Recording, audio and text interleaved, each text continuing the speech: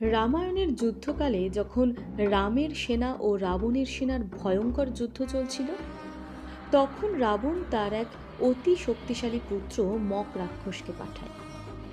Mock রাক্ষস ছিলেন সমুদ্রদেবের আশীর্বাদ পুষ্ট, তাই তিনি সমুদ্র থেকে বিশেষ শক্তি পেতেন। যুদ্ধক্ষেত্রে এসে তিনি বানর সেনার উপর মায়াবী অস্ত্র ও জাদু বলে ভয়ঙ্কর আক্রমণ করতে থাকেন। একের পর এক বীর বানর তার হাতে পড়ে আহত হচ্ছিল। এতে সেনারা ভয় পেতে শুরু করেছিল।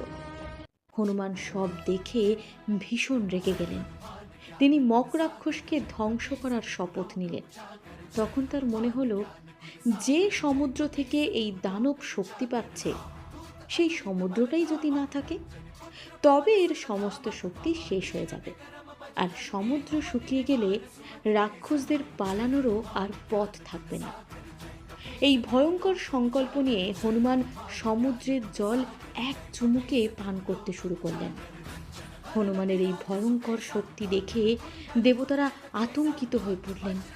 সমুদ্র শুকিয়ে গেলে তো সমস্ত মাছ ও জলজ প্রাণী ধ্বংস হয়ে যাবে, নাগলোক ভেঙে পড়বে, দেবলোকের অনেক ভারসাম্য নষ্ট হবে, পৃথিবীর জীবজগৎ বিপন্ন হবে।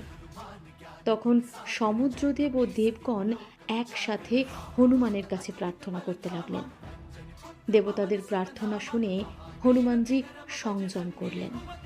তিনি সমুদ্রকে পুরোপুরি পান করেননি, তবে নিজের শক্তির পরিচয় দেখালেন সকলকে। এরপর তিনি মক রাক্ষসকে রণক্ষেত্রে ভয়ঙ্কর আঘাতে পরাজিত করে হত্যা করেন। হনুমানজি অসীম শক্তির প্রকাশ।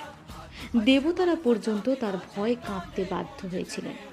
তিনি শক্তি প্রদর্শন করলেও শেষ পর্যন্ত সংযম ও করুণা দেখিয়েছিলেন, যেন বিশ্ব নাশ না হয়।